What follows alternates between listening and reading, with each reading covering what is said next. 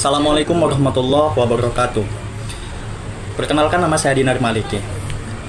Tahukah teman-teman bahwasanya Rasulullah Shallallahu Alaihi Wasallam telah memperkenalkan bahan-bahan herbal yang sangat bermanfaat bagi kesehatan. Bahkan jauh sebelum ilmu kedokteran modern ini muncul, Rasulullah telah mempraktekkan.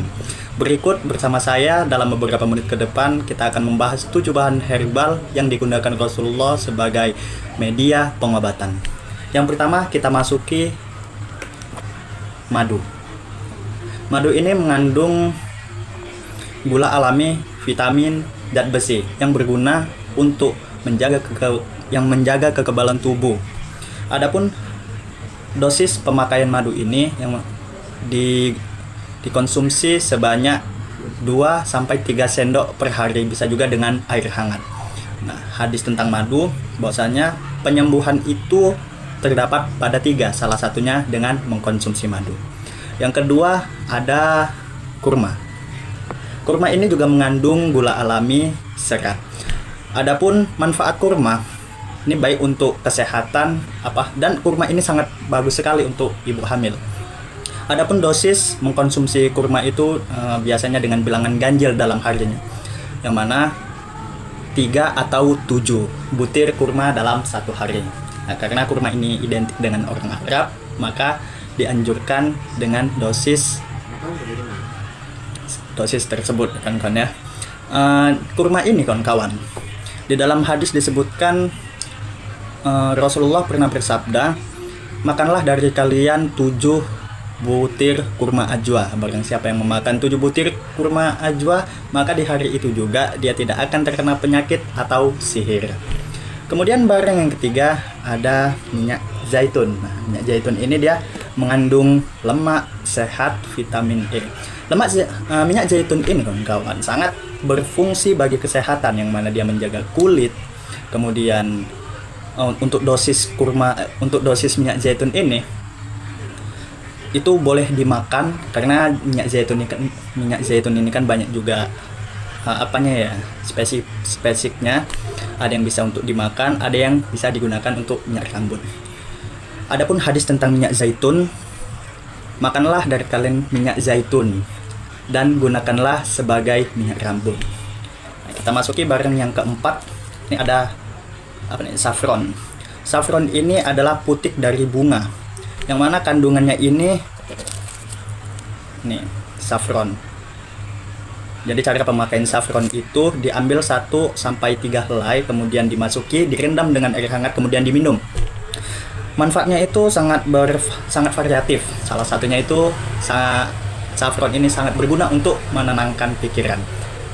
Jadi hadis tentang saffron ini sangat minim sekali disebutkan. Tapi saffron ini termasuk salah satu dari ke-7 bahan dalam penjelasan video ini.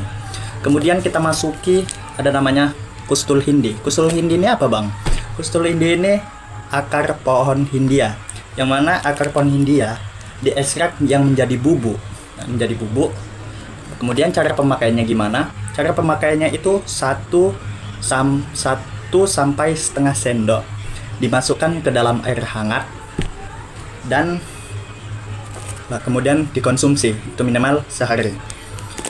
Adapun saffron ini, hadis tentang saffron, yang mana sesungguhnya di dalam di dalam kustul hindi ini terdapat 7 macam kesembuhan, kawan. Ini ya barang yang keenam adalah jintan hitam atau biasa disebut dengan habatus sauda. Apa itu habatus sauda? Nah, habatus sauda ini adalah jintan hitam, yang mana dia ini mengandung antioksida yang sangat kuat. Disebutkan dalam hadis bahwa di dalam habatus sauda ini terdapat seluruh macam kesembuhan kecuali 1, kematian. Itu hadisnya riwayat Muslim. Adapun dosis pemakaian habatus sauda ini, kawan-kawan, yang itu dikonsumsi 1 sampai 2 gram saja per hari. Lanjut, bahan yang terakhir ada jahe. Jahe ini sangat bermanfaat sekali bagi kesehatan tubuh, yang mana salah satunya adalah menghangatkan badan. Jahe ini juga ada di dalam Al-Quran, surah Al-Insan ayat 17 yang berbunyi wa yusqawna fiha ka'san kana mizajuha zanjabila. Ini dalam hadis disebut zanjabila, kalau kita nyebutnya adalah jahe.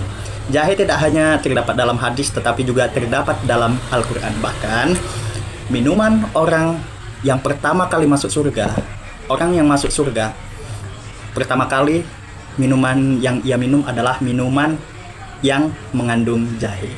Itu terdapat di Al-Quran. Baik, perkenalkan, nama saya Khairul Maulana. Saya di sini akan menjelaskan bagaimana Tibun Nabawi dan beberapa media yang digunakan Rasulullah SAW untuk pengobatan di masa Rasulullah SAW. Sebelumnya, saya dari jurusan ilmu hadis semester 7A. Oke, langsung aja yang pertama. Yaitu pertama saya akan perkenalkan pada teman-teman semua, yakni madu. Madu adalah pengobatan yang digunakan Rasulullah SAW. Ada riwayat yang mengatakan bahwasanya Rasulullah SAW pernah menganjurkan madu untuk diminum sahabat yang sedang sakit perut. Kandungan madu yaitu mengandung glukosa dan fruktosa sebagai sumber energi, enzim pencernaan, serta zat antibakteri alami, membantu mengatasi gangguan pencernaan, menjaga tenaga, dan menjaga daya tahan tubuh.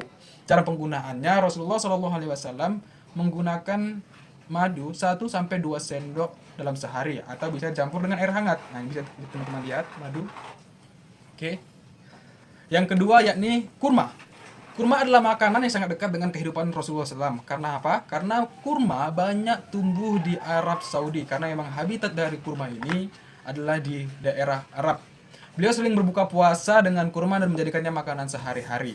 Kurma mengandung gula alami serta kalium dan zat besi. Khasiat dari kurma ini adalah memberi energi cepat, membantu pencernaan dan menjaga kekuatan tubuh. Penggunaan kurma itu 3-7 butir dalam sehari. Bisa teman-teman lihat. Ini dia ada kurma. Kemudian yakni minyak zaitun. Pada masa Rasulullah SAW, minyak zaitun digunakan sebagai makanan dan perawatan tubuh. Nah, jadi bukan cuma makanan tapi digunakan untuk perawatan tubuh. Rasulullah menganjurkan memakannya dan mengoleskannya. Ada beberapa minyak zaitun ini yang bisa langsung dikonsumsi, seperti dicampur dengan beberapa minuman, atau bisa langsung dikonsumsi dengan makanan. Kalau di Arab sana itu minyak zaitun bisa dicampur dengan roti untuk menjadi olesannya gitu. Khasiatnya ini menjaga kesehatan jantung, pencernaan, dan kulit. Penggunaannya itu 1 sendok makan per hari atau secukupnya untuk olesan. Kemudian di sini saya akan membahas tentang saffron. Pada masa Rasulullah SAW, bahan herbal digunakan untuk menjaga kesehatan tubuh dan ketenangan jiwa. Saffron dikenal sebagai bahan bernilai tinggi dalam pengobatan alami. Kandungan dari saffron ini yaitu penenang alami dan antioksidan, membantu menenangkan pikiran, memperbaiki kualitas tidur. Penggunaan saffronnya ini direndam dalam air hangat lalu diminum, dosisnya 1-3 helai per hari, jadi nggak banyak-banyak teman.